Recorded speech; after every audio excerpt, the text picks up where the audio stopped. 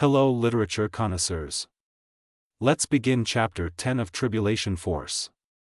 We have reached the halfway mark of this book, if it really can be called a book with its childishness, whining, and other such nonsense. The chapter begins with Buck using his day off to finish setting up his place so he can work from home. He gets a long letter from the religious editor chewing him out for weaseling in on his home turf.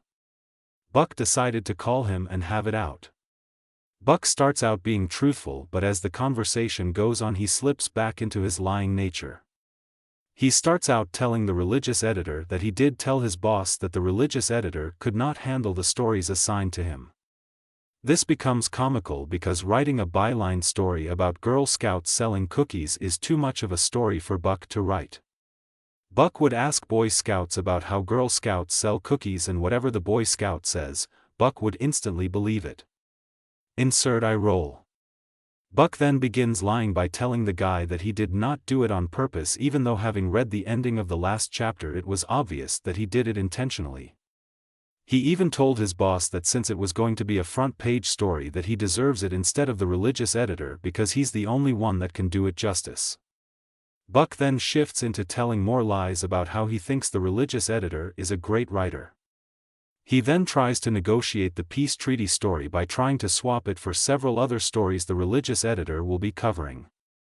All those stories fit into the supposed end-time events that Christians believe in.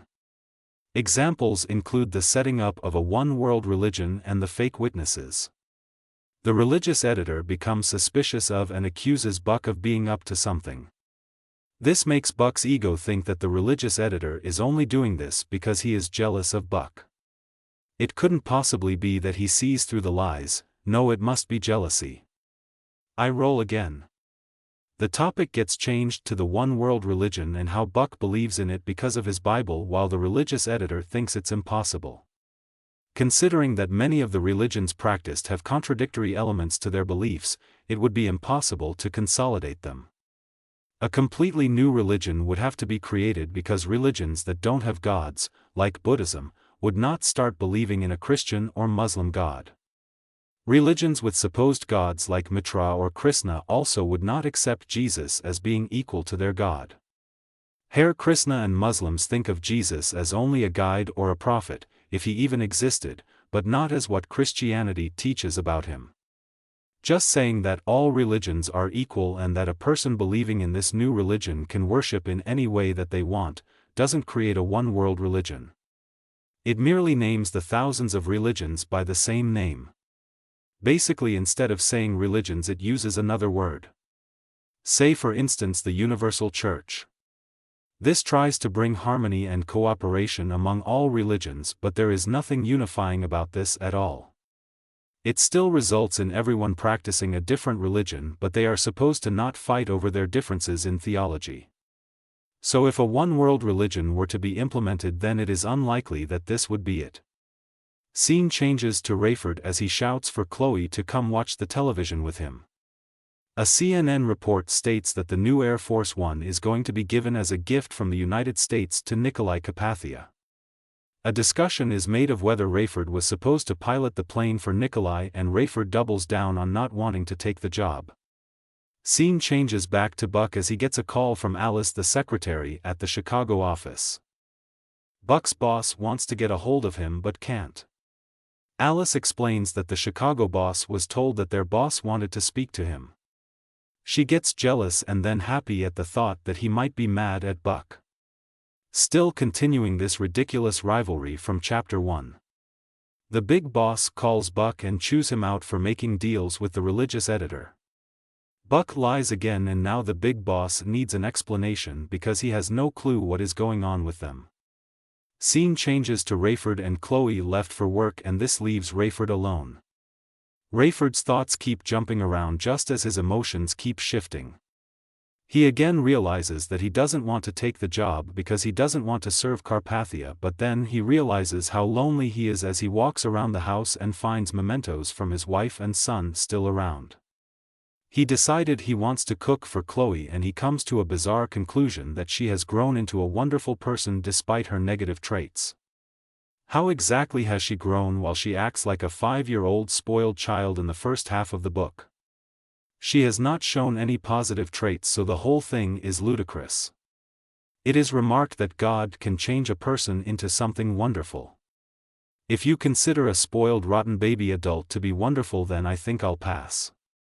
I'm too much of a regular adult to act like a privileged child again, thank you very much. What was it the Bible says? Unless you act like a child you will never enter heaven. That's a hard pass for me because nothing presented offers any reason to become one. All we are presented with are Christians behaving badly. If that's what a good Christian becomes, then better to be an unbeliever. So far all the Christians presented are miserable, depressed, self-absorbed, narcissistic, overgrown, spoiled children. Scene changes to Buck as he finishes the phone call with his boss.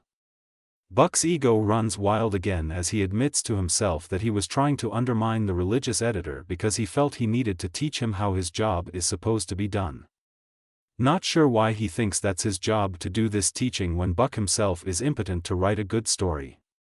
Buck, just like Lee Strobel, are fake and believe the first thing told to them without any proper scrutiny. If someone were to say that rain is God peeing and if you drink it then you can fly by flapping your arms. No plane required, Buck would instantly believe it. As would many Christians, because the religion prides itself on gullibility. It gets revealed that Buck is doing all this scheming in order to get his boss to reinstate him as the big boss of the newspaper, like he was before being demoted. It's proof of his lying because of all his talk of having pure motives are now proven lies. Buck sets a precedent in his own mind that if he is not chosen to be the boss again, then his boss needs to put someone in that makes the job fun. Remembering that in Buck's mind fun at work is a boss that lets him do whatever he wants and gives in to all his demands. Buck also thinks that if that doesn't happen then he'll accept Nikolai's job proposal. So Buck receives a call from Steve and he asks if Buck has decided to agree to Nikolai's offer. During this conversation Steve calls Nikolai the Secretary General.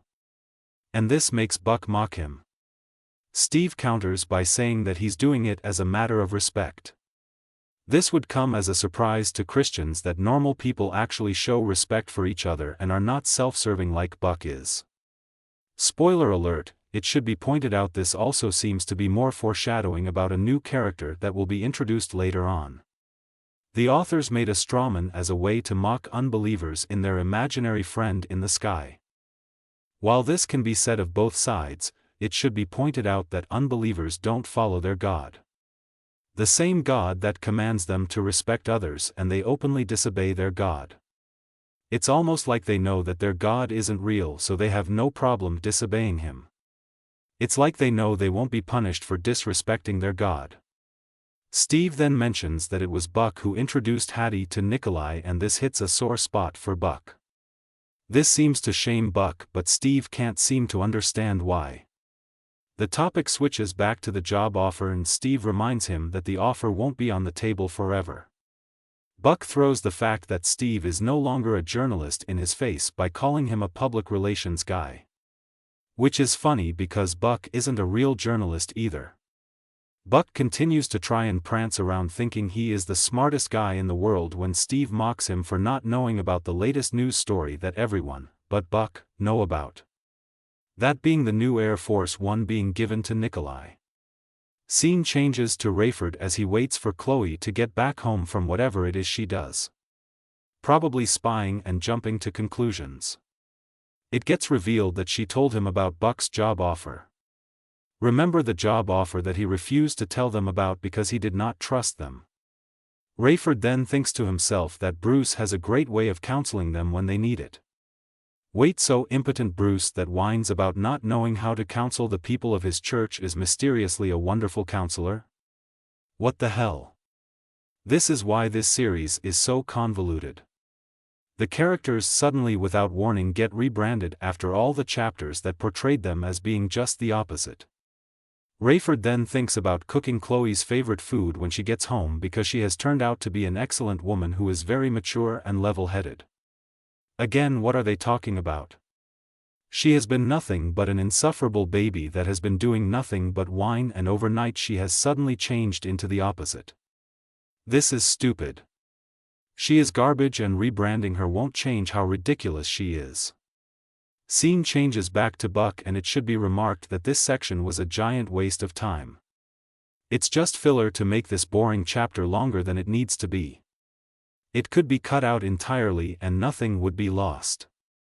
Buck and Steve go back and forth on the job offer after Buck refuses to go to the treaty signing with Nikolai. Steve warns him about being disrespectful to Nikolai because the job offer has a very limited shelf life. Steve also brags that Nikolai is going to make a news announcement that he has made a one-world government currency that everyone will be using. While this alludes to the mark of the beast in the book of Revelations, it should be noted that such a shift is extremely difficult. If something like that were so easy, then it would have been done. Even the euro that was thought would cripple the US dollar has not surpassed it like it was thought it would. Let's also not forget that the UK has tried to pull away from the EU because of how disastrous it has turned out for them. Scene changes again to Rayford, and his boss calls him asking for him to go into the office.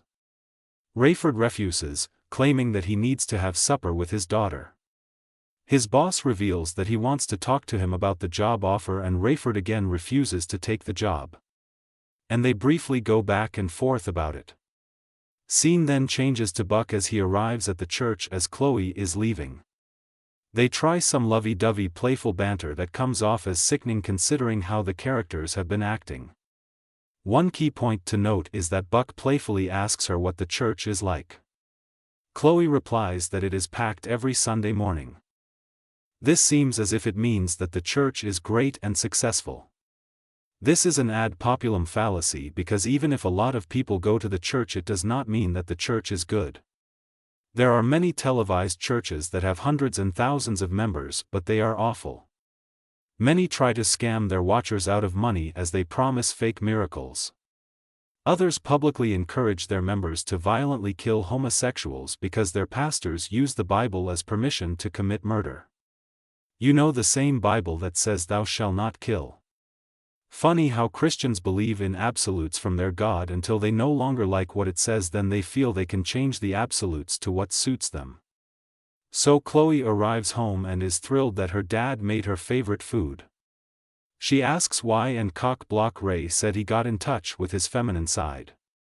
This makes Chloe cringe because where she was once a feminist, she now lives her life as being subservient to men. The very idea of being equal with men now horrors her, for some reason. Rayford then tries to butter her up, asking if while she was at the church if Bruce hit on her. This was also briefly touched upon between her and Buck in the church parking lot. Nothing gets said, and this ends the halfway chapter of this thing of literature. See you next time for chapter 11 of Childish Force.